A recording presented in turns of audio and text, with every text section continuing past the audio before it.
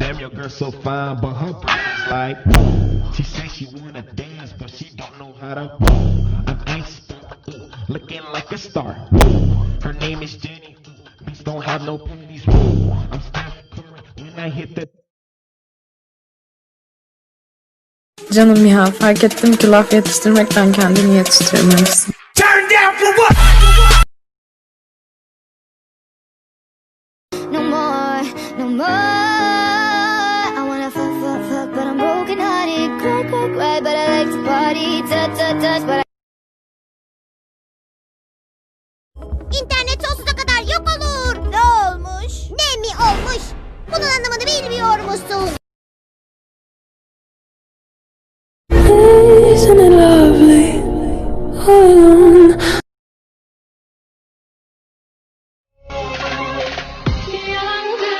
Ben oldum yalancı mı? Şimdi bak gör kimmiş yabancı.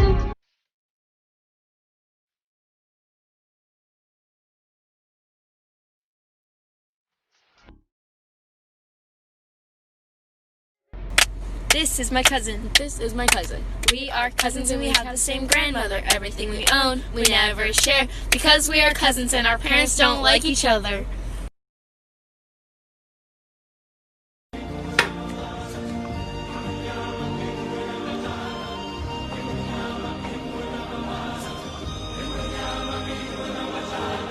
Simba.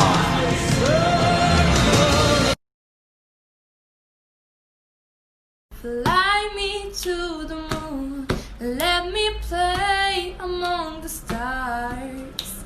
Let me see what it brings like gold, Jupiter, Mars.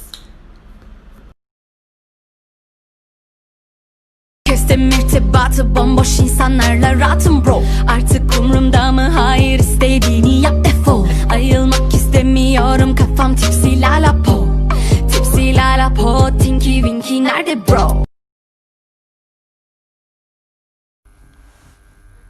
I lost myself again, but I remember you. Don't come back, it won't end well, but I wish you'd tell me to.